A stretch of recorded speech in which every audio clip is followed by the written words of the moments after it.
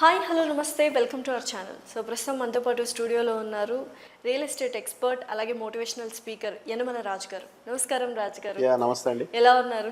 Super అండి. అందరికీ తెలుసు ఎలక్షన్స్ హడావిడి అయిపోయింది, తర్వాత రిజల్ట్స్ వచ్చేసాయి. Yes. ఏ ఎలక్షన్స్ వచ్చినా ఏ గవర్నమెంట్ ఫామ్ అయినా రియల్ ఎస్టేట్ అనేది కొంచెం అప్స్ అండ్ డౌన్స్ చూస్తుంది, వేరియేషన్స్ ఉంటాయని అందరికీ తెలుసు. సో ఇప్పుడు ఆంధ్రాలో రియల్ ఎస్టేట్ ఎలా ఉంది, అమరావతిలో పెట్టుబడులు పెట్టొచ్చా అనేవి చాలా రకాల డౌట్స్ ఉన్నాయి. సో ఆంధ్ర నుంచి మళ్ళీ హైదరాబాద్కి వద్దాం. సో ఆంధ్రాలో ఎలా ఉంది? రీసెంట్లీగా అక్కడ తెలుగుదేశం గవర్నమెంట్ రావడం వల్ల, సో అమరావతిని మళ్ళీ రాజధానిగా ప్రకటించుకోవడం వల్ల, కరెక్ట్, అట్లాగే ఆర్థిక రాజధానిగా మళ్ళీ వైజాగ్ను ప్రకటించడం వల్ల ఇక్కడంతా కూడా రియల్ ఎస్టేట్ అంతా కూడా ఆంధ్రాకు తరలిపోయే అవకాశం ఉందని చెప్పేసి ఒక రకమైన వదంతులు ఇవన్నీ.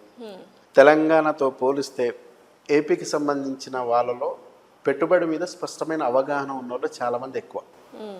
సో ఫర్ ఎగ్జాంపుల్ తీసుకుంటే ఇప్పుడు మనం మాట్లాడుతున్న ఈ కొండాపూర్ కానీ, లేదా మాదాపూర్ కానీ, గచ్చిబౌలి కానీ, ఈ ఏరియా పక్కనే ఉన్న బోరబండకు సంబంధించిన వాళ్ళు కానీ, షేక్పేటకు సంబంధించిన వాళ్ళు కానీ, లేదా హఫీజ్పేటకు సంబంధించిన ఈ దగ్గర ప్రాంతాల వాళ్ళు కూడా కొండాపూర్లో కానీ, మాదాపూర్లో కానీ ఇన్వెస్ట్మెంట్ పెట్టడానికి ఆ రోజు ఆలోచించిన వాళ్ళు. అంటే దూరం అనే ఫీలింగ్ ఒక రకంగా, అంటే వాళ్ళున్న ఏరియా ఏదైతే బస్తీ ఉందనుకోండి, ఈ బస్తీలోనే 80 గజాలు 60 గజాలు తీసుకుంటే అయిపోద్ది అనే కాన్సెప్ట్లో ఉన్న వాళ్ళు మేజర్గా హైదరాబాద్కి సంబంధించిన పీపుల్. కానీ ఆంధ్రాకి సంబంధించిన పీపుల్ ఆ టైప్ కాదు. దూరం దగ్గరతో సంబంధం లేదు, మనం పెట్టేది ప్యూర్లీ ఇన్వెస్ట్మెంట్ పెట్టడం అంటే 10 పెడితే 100 ఎక్కడొస్తుందో తెలుసుకొని విఘ్నతతో పెట్టగలిగే సిస్టమ్ మొదటి నుంచి ఏపీకి సంబంధించిన వాళ్ళకు ఉంది. రియల్ ఎస్టేట్ అయితే ఒక అందుకు పెరిగింది అనుకోవచ్చు మనం అమరావతిలో. గుట్ట మీద అమ్మవారు, గుట్ట కింద కమ్మవారు. ఈరోజు అమరావతిలో జరుగుతున్న ప్రచారం అంటే ఒక సామాజిక వర్గానికి సంబంధించిన వాళ్ళు మాత్రమే, వాళ్ళకి సంబంధించిన భూములను మాత్రమే గతంలో హైప్ క్రియేట్ చేసి, అంటే న్యాచురల్గా ఉండాల్సిన రేటు కంటే కూడా హైబ్రిడ్గా క్రియేట్ చేసి, లేని అంటే ఒక కృత్రిమమైన వాతావరణాన్ని క్రియేట్ చేసి కోట్లల్లో ఎకరాలు అమ్మారు. తర్వాత వచ్చిన గవర్నమెంట్ దాన్ని తీసి పక్కన పెడితే కొన్న రేటు కూడా రాక విలవిలలాడిన పరిస్థితి ఇన్వెస్ట్మెంటర్లు. సో అందుకనే ఇవాళ కాబోలు మరీ బాబు గారు రావడం వల్ల మళ్ళీ అక్కడ రేట్స్ పెరిగాయి అని కొద్దిగా ఉపశమనం పొందినట్టు అనుకుంటున్నారు అక్కడ ప్రజలు. ఏమంటారు? అక్కడ ఒక రకమైన ప్రజలు ఉపశమనం పొందాల, అక్కడ ఎవరైతే స్థలాలు తీసుకున్నారో.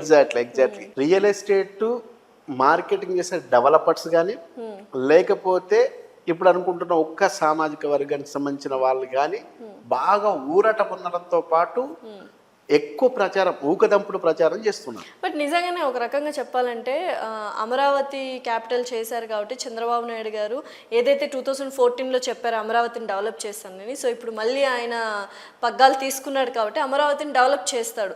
సో ఇక్కడ ఎస్పెషల్లీ హైదరాబాద్లో ఉన్న ఏపీ సెటిలర్స్ అందరూ చాలా వరకు హైదరాబాద్ చుట్టుపక్కల కొంటూనే, ఎందుకంటే వాళ్ళు చాలా డబ్బు ఇన్వెస్ట్ చేస్తారు కాబట్టి అక్కడ కూడా పెడితే మనకు రిటర్న్స్ బాగా వస్తాయన్న ఫీల్లో ఉంటారు ఈ 5 yearsలో. సో అది మరి ఎంతవరకు జరుగుతుంది అనేది మీరు చెప్పాలి as a real estate expert. ఖచ్చితంగా జరగదు. ఎందుకు జరగదు అంటే ఒకసారి మరి బాగా గుర్తుపెట్టుకోండి, తెలంగాణ వస్తే అసలు హైదరాబాద్లో పెట్టుబడులు పెట్టేటోళ్ళే ఉండరు. ఏపీకి సంబంధించిన వాళ్ళందరూ మొత్తం సర్దుకొని ఏపీకి వెళ్ళిపోతారు. ఇక్కడ ఫ్రీగా భూములు ఇస్తారు, ఫ్రీగా ఇండ్లు ఇస్తారు అని అప్పట్లో మాట్లాడుకున్నారు. జరిగిందా? పూర్తి ఆపోజిట్ లో జరిగింది. ఎగ్జాక్ట్లీ. అట్లాగే మీకు కరోనా వస్తే ఇక బతుకుతే చాలు, అసలు ఇంకేం కొనొద్దు అనుకున్న వాళ్ళు కరోనా అయిపోయిన వెంటనే ఫస్ట్ కరోనాలో ఇదే కోకపేటలో పర్ ఎకరా 63 CR పోయింది. సెకండ్ కరోనాకు మళ్ళీ వచ్చేసరికల్లా అదే ఎకరా దాదాపు 100 CR పోయింది. నోట్లు రద్దయినప్పుడు కూడా ఇంకేం లేదు లైఫ్ అనుకున్నారు. అంటే తెలంగాణ వస్తుంది అనుకున్నప్పుడు ఏం ఆగిపోలే, నోట్ల రద్దప్పుడు ఏం ఆగిపోలే, కరోనా టైం అప్పుడు ఏం ఆగిపోలే, ఎప్పటికీ ఆగిపోతుంది. ఎస్పెషల్ హైదరాబాద్ అనేది ఇంకా నిత్య నూతనంగా దినదిన ప్రవర్తమానంగా పెరుగుతూ పోతుంది. హైదరాబాద్ పెరుగుతుంది, ఫైన్, అది మేము ఒప్పుకుంటున్నాం. బట్ ఆంధ్ర పరిస్థితి ఏంటి? ఆంధ్రాలో రియల్ ఎస్టేట్ ఎలా ఉండబోతోంది? ఇప్పుడు చేంజెస్ ఉన్నాయా? పెరిగే అవకాశాలు ఉన్నాయా? కొద్దిపాటి చేంజెస్ ఉంటాయి తప్ప తీవ్రమైన ప్రభావాన్ని చూపవు. ఎందుకంటే ఇప్పటికిప్పుడు వచ్చిన ఏదైతే టీడీపీ గవర్నమెంట్ ఉందో ఆ టీడీపీ గవర్నమెంట్ సర్దుకోవడానికే సమయం పడుతుంది.